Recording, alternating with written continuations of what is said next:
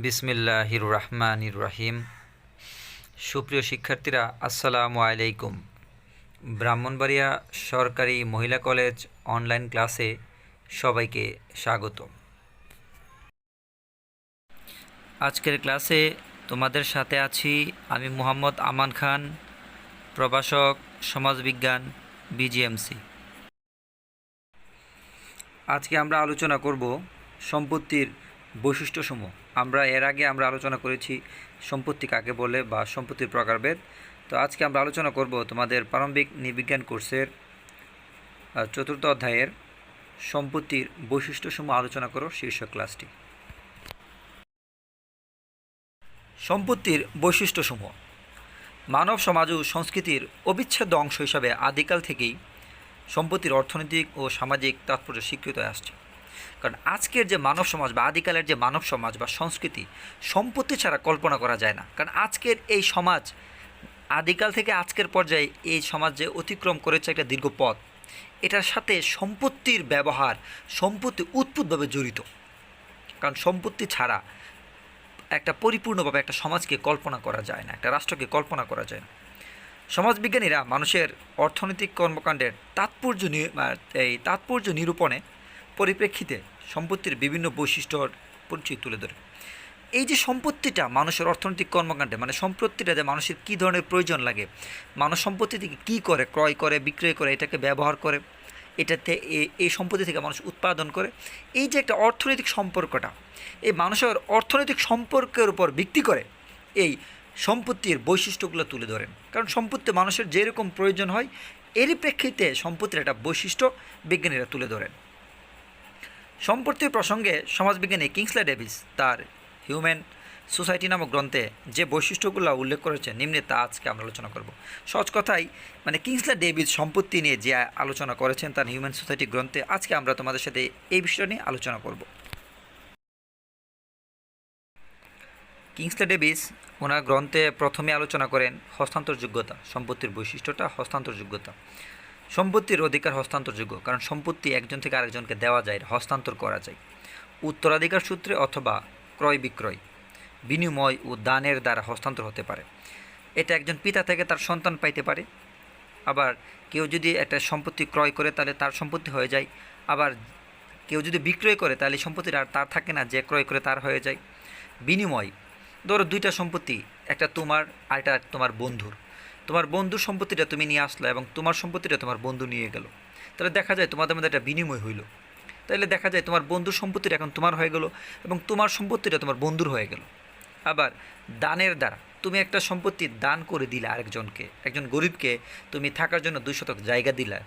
এই যে দান করলা, এখন কিন্তু ওই 2 শতক জায়গাটা আর তোমার না, ওই দরিদ্র লোকের। তাহলে দানের দ্বারা কী করা যায়, সম্পত্তি হস্তান্তর করা যায়। আবার এমন সম্পত্তি আছে যা আইনত বিক্রয় করা যায় না, কিন্তু উত্তরাধিকার সূত্রে বন্টন হতে পারে। ধরো তুমি একটা স্কুল কলেজ দিলে, এই স্কুল কলেজটা কিন্তু এটা পরবর্তীতে তুমি ইচ্ছে করে এটা বিক্রি করে দিতে পারবা না, কারণ স্কুল কলেজটা এটা স্কুল কলেজের নামে জায়গাটা চলে যায়। কিন্তু এই স্কুল কলেজটা কিন্তু তোমরা 2 ভাই থাকলে এটার আয় ব্যয়টা তোমরা ভোগ করতে পারছো। আয় ব্যয়টা কিন্তু ভোগ করা যায়, ইচ্ছা করলে তুমি এটা বিক্রি করতে পারছো না। সম্পত্তি অধিকারের মৃত্যু হলে তার উত্তরাধিকারীরা যে সম্পত্তি ভোগ ও বন্টন করতে পারে। কারণ সম্পত্তির অধিকারী যার সম্পত্তি ছিল, যদি সে মারা যায়, উত্তরাধিকার সূত্রে কিন্তু সম্পত্তিটা ভাগ বন্টন হয়ে যায়, এটা আরেকজন পেয়ে যায়। কোনো কোনো ক্ষেত্রে যেখানে সম্পত্তির গোষ্ঠীর অধিকারভুক্ত অথচ তার ব্যক্তিগত উপভোগ স্বীকৃত এবং অনুমোদিত, সেখানে উপভোগিতা বিক্রয় করতে পারে না। ধরো একটা জায়গা তোমাদের গোষ্ঠীর, তোমরা গোষ্ঠী থেকে এটা তোমরা সবাই মিলে দান করে দিলে মসজিদের নামে, এটা কিন্তু তোমরা কিংবা কোনো একটা গ্রামের কোনো একটা ভালো কাজে তোমরা দান করে দিলে, এটা তোমার গোষ্ঠীর সবাই দিয়ে দিলা। তোমরা ইচ্ছে করলে কিন্তু এটা সবাই এটা থেকে এটাকে তোমরা ব্যবহার করতে পারতেছো, কোনো একটা কাজে লাগাইতে পারতেছো, কিন্তু ইচ্ছা করলেই তুমি এখানে যা খুশি করতে পারতেছো, তোমার এটা গোষ্ঠীর জায়গা, কিন্তু ইচ্ছা করলে তুমি এককভাবে তা বিক্রি করতে পারছো না।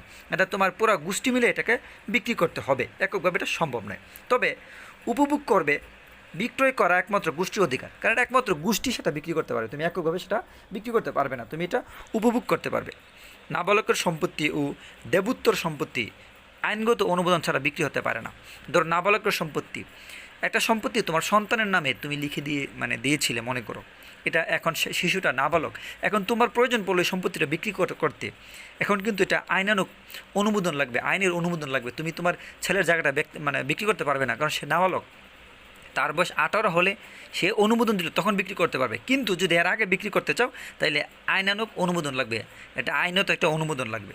আর হচ্ছে দেবোত্তর সম্পত্তি, অনেকে দেবতার নামে মন্দিরের নামে সম্পত্তি দিয়ে দেয়, এটার একমাত্র উত্তরাধিকারী হচ্ছে ওই মন্দির বা ওই দেবতা। এটা কিন্তু তুমি ইচ্ছে করলে বিক্রি করতে পারবে না, কিন্তু যদি আইনানুগ বা আইনগত অনুমোদন পাওয়া যায় তাহলে সেটা বিক্রি করা যায়। কতগুলো নিতান্তই ব্যক্তিগত সম্পত্তি যা হস্তান্তর নয়। কিছু সম্পত্তি আছে এগুলো হস্তান্তর করা যায় না, যেমন মানুষের নিজস্ব গুণাবলী। আমার গুণাবলীটা কিন্তু আমি বিক্রি করতে পারবো না, তুমি আমার কাছ থেকে নিতে পারবে না। তারপর হচ্ছে প্রতিভা, তোমার যে প্রতিভা, তুমি খুব ভালো পারো, ইংরেজি খুব ভালো পারো, বাংলা খুব ভালো পারো, তোমার এই যে একটা ভালো পারার এই যে দক্ষতা, এটা কিন্তু আমি ইচ্ছেগুলো জোর করে আনতে পারবো না, কেউ এটা ছিনিয়ে নিতে পারবে না, তুমি কাউকে দিতেও পারবে না। কিন্তু তুমি একজনকে এটা শেখাইতে পারবে, কিন্তু হুবহু কিন্তু তোমার যে প্রতিভাটা এটা হুবহু কেউ নিতে পারবে না। তারপর কলা কৌশল, তুমি অনেক কলা কৌশল জানো, একটা কাজের অনেক কলা কৌশল জানো, এই কাজটা তুমি তুমি কৌশল করে এই কাজটাতে অনেক উন্নতি করতে পারো। এই যে কৌশলটা কে কিন্তু তোমার কাছে জোর করে নিতে পারবে না, এটা কে হস্তান্তর করতে পারে না।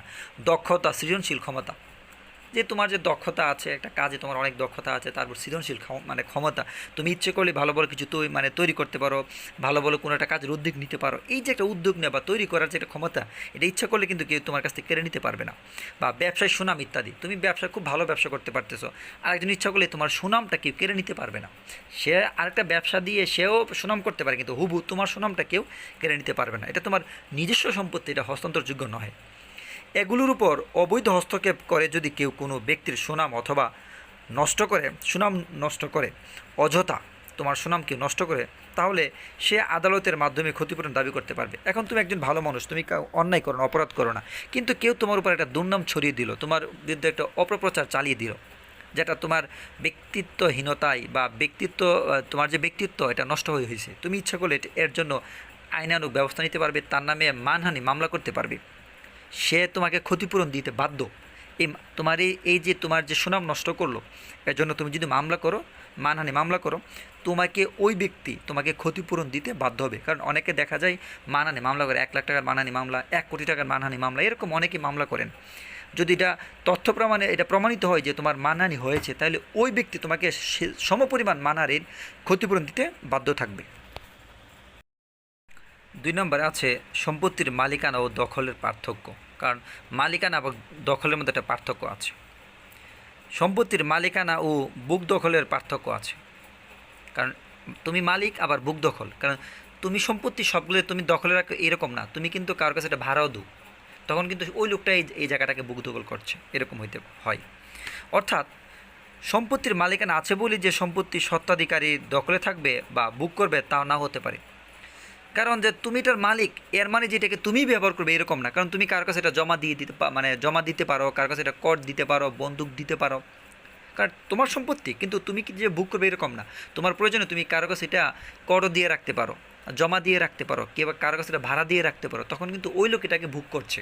তোমার সম্পত্তি তুমি বুক করছো না, আরেকজন বুক করছে। এটা হলো সম্পত্তির বৈশিষ্ট্য। এটা সম্পত্তির স্বত্বাধিকারী ছাড়াও অন্যরা বুক করতে পারে। সম্পত্তির অন্যের দ্বারা জোর দখল হতে পারে, চুরি ডাকাতি বা ছিনতাই হতে পারে।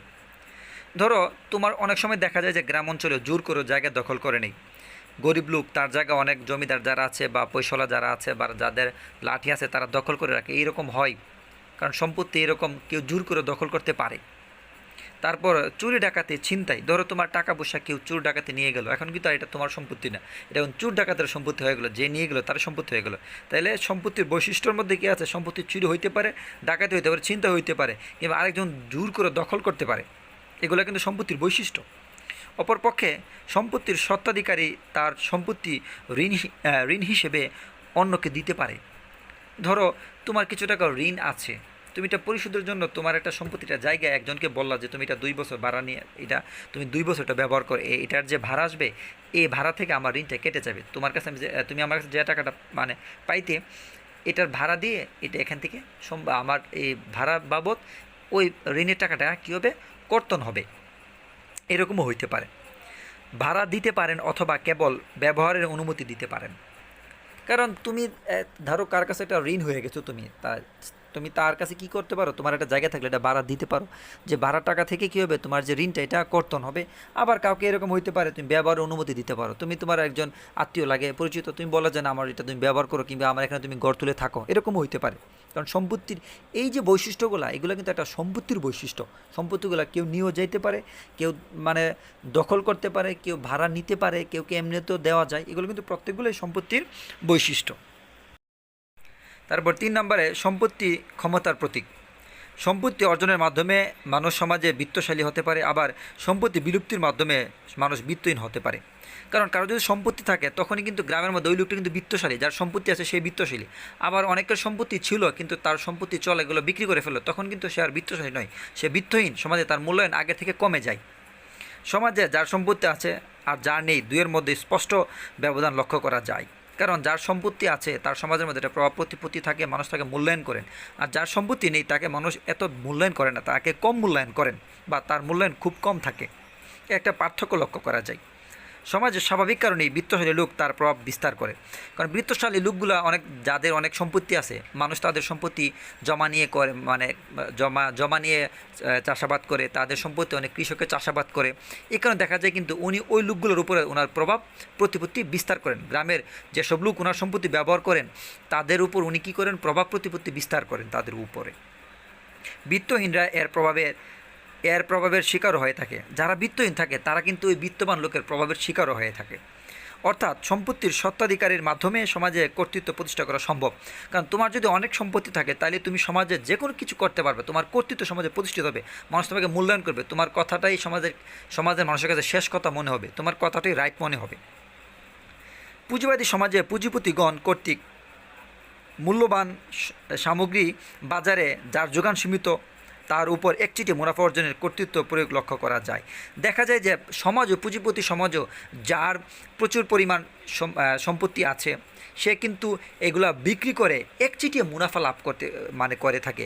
দেখা যায় অনেক সময় যার বেশি আছে সম্পত্তি, সে কী করে, অনেক সময় যার দ্রব্য সামগ্রী বেশি আছে সে কিন্তু কম টাকায় লাভ করে সমাজে এইগুলো বাজারে বিক্রি করে দেয়। আর যার কম আছে সে কিন্তু কম টাকায় লাভে সে বিক্রি করতে পারে না। ফলে দেখা যায় যার বেশি সম্পত্তি আছে, বেশি দ্রব্য সামগ্রী আছে, বাজারটা তার দখলে চলে যায়। কারণ সে বেশি দ্রব্য সামগ্রী উৎপাদনের কারণে সে অল্প লাভে এটা বাজারে ছেড়ে দেয়, মানুষ তার কাছ থেকে ক্রয় করে সে অনেক মুনাফা লাভ করে।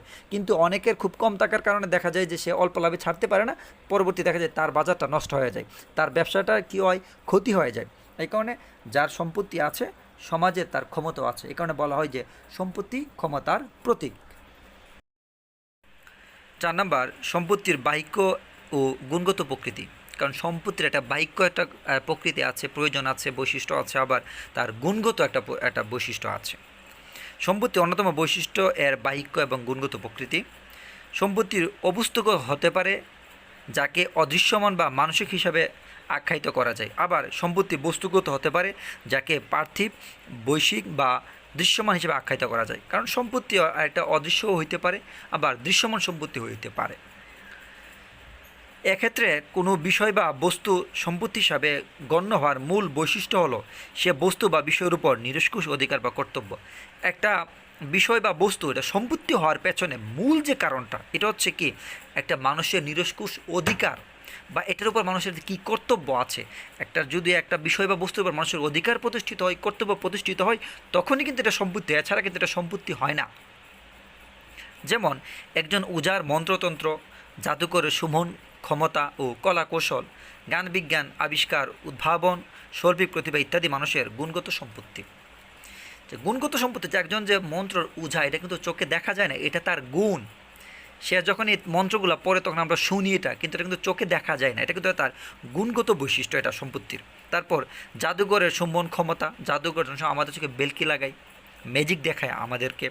তারপর কলা কৌশল, জ্ঞান বিজ্ঞান, এই জ্ঞান বিজ্ঞানের মাধ্যমে বিভিন্ন কিছু যে আবিষ্কার করা হয়, আমরা আবিষ্কারের দ্রব্যটা দেখি, কিন্তু এটা আবিষ্কারের পেছনে তার যে কলা কৌশল, তার যে একটা ক্ষমতা প্রয়োগ, এটা কিন্তু আমরা দেখি না, এটা দেখা যায় না। এটা কিন্তু একটা অবস্তুগত সম্পত্তি বলা যায়, এটা কিন্তু একটা অবস্তুগত, কারণ এটা কিন্তু বস্তুগত নয়। কলা কৌশলটা, তার উদ্ভাবনী ক্ষমতা, তার প্রতিভা, এটা তার গুণগত বৈশিষ্ট্য। তাহলে সম্পত্তির গুণগত বৈশিষ্ট্য থাকে, যেটাকে আমরা অদৃশ্যমান বলি বা বাহ্যিক বলি, আবার যেটাকে আমরা দেখা যায়, যেটাকে ধরা যায়, এটাকে আমরা বস্তুগত সম্পত্তিও বলতে পারি। যেমন বস্তুগত সম্পত্তির মধ্যে মানে হচ্ছে স্বর্ণ, রূপা, মণিমুক্তা, হীরা, জহরত ইত্যাদি বস্তুগত গুণগত মান বা দুষ্প্রাপ্যতার কারণে সম্পত্তি হিসেবে গণ্য।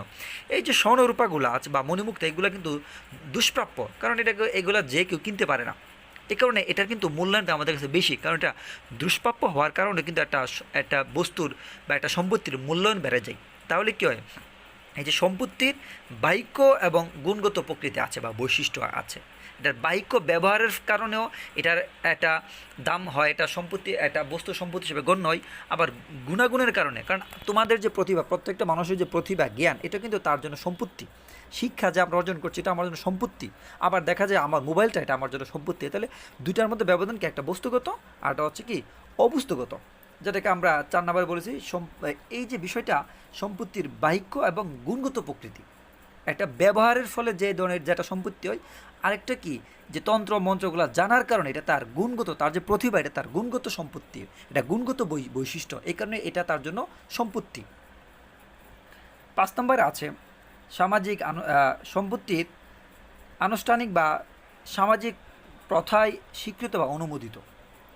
সম্পত্তি সামাজিকভাবে অনুমোদিত, কারণ একটা জায়গা, একটা বস্তু, এটা যে তোমার, এটা সমাজ কর্তৃক অনুমোদন থাকতে হবে, তাহলে এটা কিন্তু তোমার হবে না, তুমি এটার উপর অধিকার প্রতিষ্ঠিত করতে পারবে না।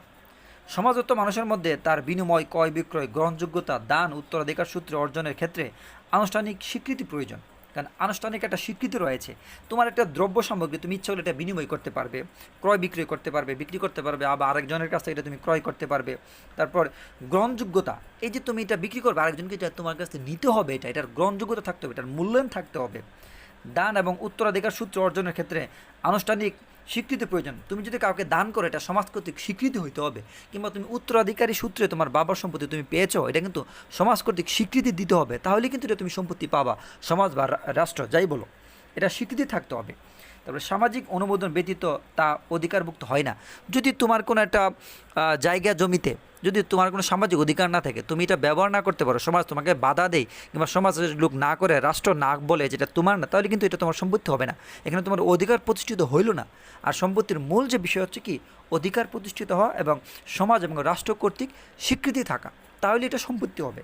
এই 5 নম্বরটা হচ্ছে কি, সম্পত্তির আনুষ্ঠানিক, সামাজিক প্রথায় স্বীকৃতি এবং অনুমোদন, সমাজ এটাকে অনুমোদন করতে হবে, তাহলে এটা তোমার সম্পত্তি বলে পরিগণিত হবে। 6 নম্বর, সম্পত্তির অধিকার ও নিয়ন্ত্রণ পৃথকীকরণ সম্ভব, কারণ সম্পত্তির অধিকার বা নিয়ন্ত্রণটাকে পৃথক করা যায়, ভাগ করা যায়। যেমন বৃহৎ শিল্প প্রতিষ্ঠান, ব্যাংক, জীবন বীমা ইত্যাদির অনেক অংশীদার থাকতে পারে, কারণ বৃহৎ যে শিল্প প্রতিষ্ঠানগুলোর অনেক বাজেট লাগে বিদায়, এখানে অনেক পুঁজি লাগে বিদায়, একজনের পক্ষে অনেক সময় সম্ভব হয় না। ফলে একাধিক লোক মিলে বা অনেক লোক মিলে কী হয়, একটা শিল্প প্রতিষ্ঠান বা ব্যাংক বা বিমা খুলে থাকেন। এক্ষেত্রে যাদের হাতে মালিকানা, তাদের হাতে পরিচালনার দায়িত্ব বর্তায় অন্য গোষ্ঠীর হাতে। এই যে ব্যাংক বিমাগুলোর ক্ষেত্রে দেখা যায় অনেকেই মালিক থাকে, কিন্তু সবাই কিন্তু এটা পরিচালনা করেন না, কিছু সংখ্যক লোক এটা পরিচালিত করে থাকেন। উদাহরণস্বরূপ বলা যায়, আধুনিককালে বিজ্ঞান ও প্রযুক্তির প্রয়োগ বেড়ে যাওয়ায় বৃহদায়তন শিল্প সংস্থার যে পরিমাণ মূলধন প্রয়োজন, তা অল্প কয়েকজন শিল্পপতির পক্ষে সরবরাহ করা সম্ভব নয়। কারণ বর্তমান যে আধুনিক যুগ, বিজ্ঞানের যুগ, এখানে এসে দেখা যায় যে কি, একটা শিল্প কারখানায় অনেকগুলো পণ্য সামগ্রী উৎপাদন করতে হয়। ফলে দেখা যায় 1-2 জনের পক্ষে কখনোই সম্ভব না এত বড় শিল্প কারখানার এই কাঁচামাল একা সরবরাহ করা, কিংবা এটার উৎপাদনী যে দ্রব্য সামগ্রীগুলো আছে, যন্ত্রপাতিগুলো আছে, একার পক্ষে ক্রয় করা সম্ভব নয়, এটা অনেক লোকের প্রয়োজন। এজন্য বাজারে শেয়ার বিক্রয় করে মূলধন সংগ্রহ করে অনেক কোম্পানিগুলো, অনেক লোকগুলা, তারা কোম্পানি খুলে দেখা যায় একার পক্ষে কোম্পানি চালানো করা সম্ভব না, অনেক ধরনের পুঁজি দরকার, এই কারণে তারা তাদের কোম্পানির শেয়ার বিক্রি করেন, অনেকে এই শেয়ার ক্রয় করে থাকেন। যারা শেয়ার ক্রয় করেন তারা প্রকৃতপক্ষে শিল্প সংস্থার মালিক, কারণ কোনো শিল্প কারখানার যদি কেউ শেয়ার কিনে থাকে, তাহলে যে ব্যক্তিটা শেয়ার কিনলো সে ব্যক্তিও শিল্প কারখানার মালিক। ধরো একটা শিল্প কারখানায় 100টা শেয়ার 100 জনের কাছে বিক্রি করলো, তাহলে 100 জনই এই শিল্প কারখানার প্রকৃত মালিক, কারণ তারা ব্যবসার লাভ লোকসানের ঝুঁকি বহন করে। কারণ যারা শেয়ার বাজারে শেয়ার কিনেন, তারা কিন্তু লাভ হলে লাভবান হয়, আবার যদি কোম্পানির লস হয় তাদেরও কিন্তু লস হয়ে থাকে। মানে হাজার হাজার শেয়ার ক্রেতাদের পক্ষে প্রতিষ্ঠান পরিচালনা করা সম্ভব নয় বলে তারা কিছু সংখ্যক যোগ্যতা সম্পন্ন লোককে পরিচালক হিসেবে নিয়োগ করেন। কারণ এখানে 100 জন লোক কিন্তু ধরো একটা কোম্পানির মালিক, শেয়ারের মালিক, কিন্তু এখানে 100 জন কিন্তু এই কোম্পানি পরিচালনা করতে পারবেন না। তখন দেখা যায় কি 100 জন তাদের মধ্যে যারা যোগ্যতা সম্পন্ন লোক, এইসব লোক কিছু সংখ্যক লোক দিয়ে এই কোম্পানিটা বা বীমা সংস্থাটাকে বা শিল্প প্রতিষ্ঠানকে পরিচালনা করে থাকেন। অর্থাৎ মালিকানা থাকা সত্ত্বেও এ সকল প্রতিষ্ঠানের অর্থনৈতিক কর্মকাণ্ড অপর ব্যক্তি দ্বারা পরিচালনা করা যেতে পারে। এই যে বীমা কোম্পানিগুলো অনেকেই মালিক, কিন্তু মালিক হওয়া সত্ত্বেও 100 জন কিন্তু এটাকে পরিচালনা করেন না, কিছু সংখ্যক লোক পরিচালনা করেন। তাহলে সম্পত্তির একটা বৈশিষ্ট্যের মধ্যে হইল কি, যে এটা তুমি মালিক থাকা সত্ত্বেও তুমি অন্য লোককে দিয়ে এটা পরিচালনা করতে পারছো, এটা একটা সম্পত্তির বৈশিষ্ট্য। তবে তা প্রকৃত মালিক কর্তৃক অথবা আইনগত অনুমোদন সাপেক্ষ। এই যে কিছু সংখ্যক লোক এই কোম্পানিটা পরিচালনা করবেন, যারা মালিক আছেন তাদের অনুমোদন থাকতে হবে এবং রাষ্ট্রীয় কর্তৃক আইনানুগ অনুমোদন থাকতে হবে, রাষ্ট্র অনুমোদন দিতে হবে যে 100 জন মালিক এটা 10 জন পরিচালনা করছেন। এই যে একটা অনুমোদন, 10 জন পরিচালনা করার যে অনুমোদন, এই 100 জন মালিক অনুমোদন দিতে হবে, প্লাস মানে পাশাপাশি রাষ্ট্র আইনানুগ অনুমোদন দিতে হবে, তাহলেই এই 10 জন এটাকে পরিচালনা করতে পারবে। তাহলে আমরা এ থেকে কি বুঝতে পারি, যে সম্পত্তির অধিকারটাকে নিয়ন্ত্রণ করা যায়। অনেক লোক এটাকে নিয়ন্ত্রণ করতে পারেন, আবার এটাকে পৃথকীকরণ করা যায়। কারণ একটা কোম্পানিকে 100 জনের কাছে 20 শেয়ার বিক্রি করে এটাকে 100 ভাগে ভাগও করা যায়। তাইলে এই যে একটা সম্পত্তির অধিকারকে নিয়ন্ত্রণ ও পৃথকীকরণ, এটা কিন্তু একটা সম্পত্তির বৈশিষ্ট্য। কোনো একটা কোম্পানিকে অধিকারকে নিয়ন্ত্রণ করা বা এটাকে পৃথক করে 100 জনকে বন্টন করে দেওয়া, এটা কি সম্পত্তির একটা বৈশিষ্ট্য। 7 নম্বরে আছে সম্পত্তির ধারণা বা মূল্যমান সীমিত। সম্পত্তির ধারণা বা এটার যে মূল্যমান আছে এটা অনেক জায়গায় সীমিত হতে পারে। একটি সমাজ ব্যবস্থায় কাঠামোগত ব্যবধানে সম্পত্তির গুরুত্ব নির্ণয় হওয়ায় সম্পত্তির ধারণা ও মূল্যমান সীমিত। কারণ দেখা যায় একটা সম্পত্তি এক সমাজে যেরকম মূল্যবান, এটা আরেকটা সমাজে এরকম মূল্যবান নাও হতে পারে। ধরো একটা সম্পত্তি, এক জায়গায় সম্পত্তি আছে একটা খেলার মাঠ, ধরো এই মাঠটা একটা সমাজের কাছে গুরুত্ব হইতে পারে, তারা খেলাধুলা করতে পারে, আবার অনেকে আছে যে খেলাধুলা করেন না। তাহলে দেখা যাবে যারা খেলাধুলা প্রিয় তাদের কাছে ওই মাঠটার অনেক গুরুত্ব, আবার যারা খেলাধুলা প্রিয় না তাদের কাছে এই মাঠটার প্রয়োজনটা খুবই কম, এই মাঠটার যে উপযোগটা তাদের কাছে খুবই কম। সম্পত্তি যেহেতু উপযোগ সম্পর্কিত বিষয়, কারণ সম্পত্তির থেকে তোমার উপযোগ, তোমার চাহিদা মেটাও, তোমার উপযোগ তুমি এখান থেকে মিটিয়ে থাকো, তাহলে সম্পত্তি উপযোগের সাথে সম্পর্কিত বিষয়, সেহেতু এর মূল্যমান সকলের নিকট একই গুরুত্বরূপ করে না। কারণ যার কাছে এটা প্রয়োজন তার কাছে এটা গুরুত্ব, যার প্রয়োজন নেই তার কাছে এটা গুরুত্ব না। সেজন্য একই বস্তু বা বিষয় সকল সময়ে সকল মানুষের নিকট সমভাবে সম্পত্তি হিসেবে গুরুত্বরূপ না হতে পারে। এই কারণ সবার কাছে একটা সম্পত্তি সমপরিমাণ না হওয়ার কারণে, ধরো একটা মোবাইল রাস্তাতে পাওয়া গেল, তোমরা 2 বান্ধবী, এখন তোমার অনেক মোবাইল আছে, তোমার একটা মোবাইল পরে রইলো, এটা তোমার জন্য গুরুত্বপূর্ণ না, প্রয়োজন না, তুমি তাকে তোমার প্রয়োজন নেই, কিন্তু তোমার অপর বান্ধবীর মোবাইল নেই, তার একটা মোবাইলের খুব শখ, তাহলে দেখা যাবে পরে থাকা মোবাইলটার তার চাহিদা বেশি থাকবে, সে চাইবে এটা নিয়ে যাওয়ার জন্য, কিন্তু তোমার এখানে চাহিদা নেই। তাহলে দেখা যাবে কি সম্পত্তি স্থান কাল ভেদে, মানুষের উপযোগ ভেদে এটার গুরুত্ব কম হতে পারে, আবার বেশিও হতে পারে। 8 নম্বরে আছে সম্পত্তি চলমান। কারণ সম্পত্তি স্থির নয়, এটা চলমান। সম্পত্তির অন্যতম বৈশিষ্ট্য হচ্ছে তা স্থির নয়, চলমান, এবং তা সামাজিক জীবনে মানুষের প্রয়োজনের উপর নির্ভরশীল। স্থির নয় কীভাবে? একটা সম্পত্তি তোমার কাছে থাকে, তুমি তোমার প্রয়োজনটাকে বিক্রি করতে পারো, তাহলে এটা কিন্তু তোমার কাছে আর থাকলো না। আবার তুমি কারো কাছ থেকে ক্রয় করার কারণে ওই সম্পত্তিটা কিন্তু তার কাছে আর থাকলো না, তাহলে সম্পত্তি কি চলমান, হ্যাঁ স্থির নয়। সামাজিক জীবনে মানুষের প্রয়োজনের উপর নির্ভরশীল। কারণ সম্পত্তিটা যেটা মানুষের প্রয়োজনের উপর নির্ভরশীল, যার যেরকম প্রয়োজন, যার যেটা প্রয়োজন মানুষ ওইটাই ক্রয় করে। কার জায়গা প্রয়োজন সে জায়গা ক্রয় করে, কারো ধরো স্বর্ণ অলংকার প্রয়োজন সে স্বর্ণ অলংকার ক্রয় করেন। এটা মানুষের প্রয়োজনের উপর নির্ভরশীল। মানুষের জীবনযাত্রার গতিশীলতার সাথে সম্পত্তির বৈচিত্র্য বেড়ে যায়। কারণ আজকে কালকে এক সময় যেটা সম্পত্তি হিসেবে পরিগণিত হইতো না, এখন এটা সম্পত্তি হিসেবে পরিগণিত। কারণ আদিম যুগে অনেক কিছু সম্পত্তি হিসেবে পরিগণিত ছিল না। ধরো তাম্র যুগের আগে, পাথরের যুগে তামাটা তাদের কাছে প্রয়োজন নাও ছিল, ওই সময়টা সম্পত্তি না। কারণ এটা যখন প্রয়োজন মানুষ বুঝতে পারলো, তখনই কিন্তু এটা সম্পত্তি হিসেবে পরিগণিত হইল। মানুষ নিজের প্রয়োজন ও কালক্রমের গতিধারায় সম্পত্তিকে নানাভাবে কাজে লাগে জীবন ধারণের উপযোগ হিসাবে ব্যবহার করছে। কারণ দেখা যায় যে মানুষ তার প্রয়োজন মেটাতে একটা সম্পত্তিকে বিভিন্নভাবে ব্যবহার করে। ধরো তোমার একটা গাছ, এটা তোমার সম্পত্তি, এটা থেকে তুমি ফলমূল আহরণ করছো, কিন্তু এখন তোমার মনে চলে তুমি ফার্নিচার তৈরি করবে, তাহলে গাছটা কেটে তুমি কী করছো, আবার ফার্নিচার তৈরি করছো, তখন তোমার কি ফার্নিচারের প্রয়োজন পড়লো। তবে কালক্রমে মানুষের জীবনধারার এই যে মানুষের প্রয়োজনটা কি পরিবর্তন হয়, মানুষের যে উপযোগ আছে এই উপযোগটার কি পরিবর্তন ঘটে। কারণ তুমি এক সময় একটা গাছ থেকে ফলমূল চাইতে, কিন্তু এখন এই গাছটা কেটে তুমি কী করছো, তুমি ফার্নিচার তৈরি করছো, তাহলে তোমার দেখা যায় এখন কিসের উপযোগ, ফার্নিচারের উপযোগ, তোমার এখন আর ফলের উপযোগ নেই। সম্পত্তির উপযুক্ত বৈশিষ্ট্য আলোকে আমরা বলা যায়, উপরে যে বৈশিষ্ট্যগুলো আমরা আলোচনা করছি এর আলোকে বলা যায় যে মানব সমাজে বিভিন্ন স্তরে সম্পত্তি দৃশ্যমান হলেও এর প্রকৃতি ও ধরন এক এক সমাজে একক রূপ ছিল। কারণ দেখা যায় আমাদের যা আছে, আমাদের সমাজে যা পাওয়া যায়, ধরো আরেকটা সমাজে তাই পাওয়া যায়, কিন্তু আমাদের সমাজে যেগুলো পাওয়া যায় এগুলো থেকে সবগুলো কিন্তু আমাদের প্রয়োজন না। কিছু কিছু বিষয় আছে আমাদের কাছে খুবই প্রয়োজন, আবার দেখা যায় তোমার কাছে যেটা প্রয়োজন না অন্য সমাজে এটার প্রয়োজন বেশি। তাহলে দেখা যায় কি ওই সমাজে তোমার যেটা প্রয়োজন না এটা আরেক সমাজে গুরুত্ব বেশি, আবার ওই সমাজে যেটা প্রয়োজন নাই এটা তোমার সমাজে গুরুত্ব বেশি। তাহলে সম্পত্তি কালভেদে গুরুত্বটা মানুষের সমাজ ভেদে এটার গুরুত্ব ভিন্ন ভিন্ন হইতে পারে, ভিন্ন ভিন্ন সমাজে এর গুরুত্ব ভিন্ন ভিন্ন হইতে পারে।